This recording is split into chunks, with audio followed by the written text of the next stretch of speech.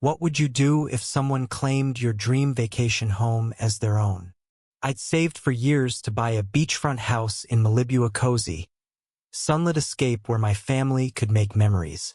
Last summer, I arrived with my wife, Lily, and our 2 kids, ready for a week of sandy toes and ocean breezes. The house was perfect. White shutters, a wraparound porch, and waves crashing just steps away. But as we unpacked, a woman stormed up the driveway, her designer sunglasses glinting with fury. "This is my house," she shouted. Her name was Karen, and she was about to turn our vacation into a nightmare. Karen insisted she'd rented the property for the month.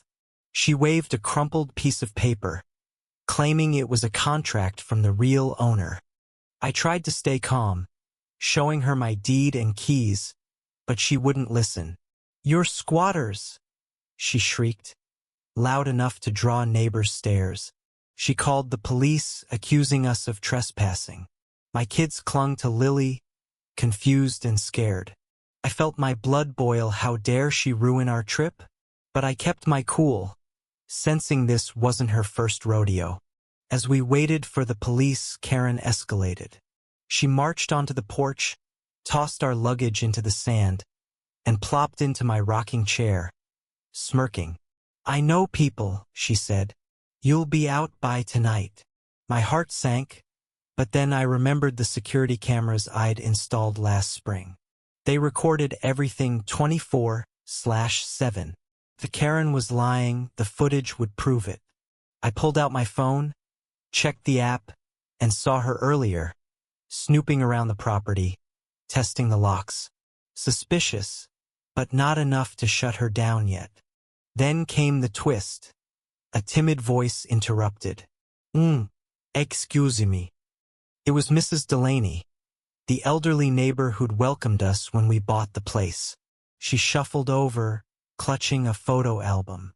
"I know this woman," she said, pointing at Karen. "She tried this 2 years ago with the Johnson's house down the street. Claimed it was hers, too." Mrs. Delaney's hands trembled as she opened the album, showing pictures of Karen arguing with another family, police in tow. My jaw dropped. Karen wasn't just bold, she was a serial scammer. The police arrived, 2 officers with skeptical expressions. Karen launched into her story, tears streaming, claiming I'd forged the deed to steal her house. She was convincing, I'll give her that, but I had proof. I showed the officers my deed, title documents, and the camera footage of Karen's earlier prowling. They watched, stone-faced, as the app replayed her testing the locks. Then Mrs. Delaney stepped forward, her voice steady now. "Check your records," she urged. "She's done this before." The officers exchanged glances and ran Karen's name. Sure enough, she had a history of fraud charges. Karen's face drained of color. She stammered, "This is a mistake," but the officers weren't buying it.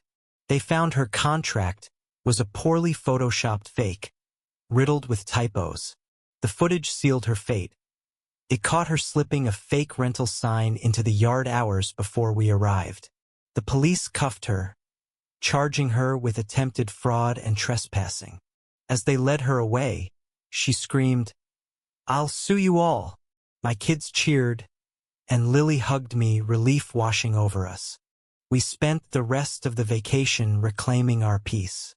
The kids built sandcastles, and Lily and I sipped wine on the porch, watching the sunset.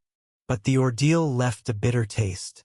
Karen's audacity wasn't just about one house site, it was about entitlement, thinking she could bully her way into someone else's dream. Thanks to the cameras and Mrs. Delaney's courage, justice was served. But it made me wonder how many others had fallen for her lies. What do you think? Was Karen just desperate, or was she a calculated con artist? Share your thoughts. Was justice served, or should she have faced harsher consequences?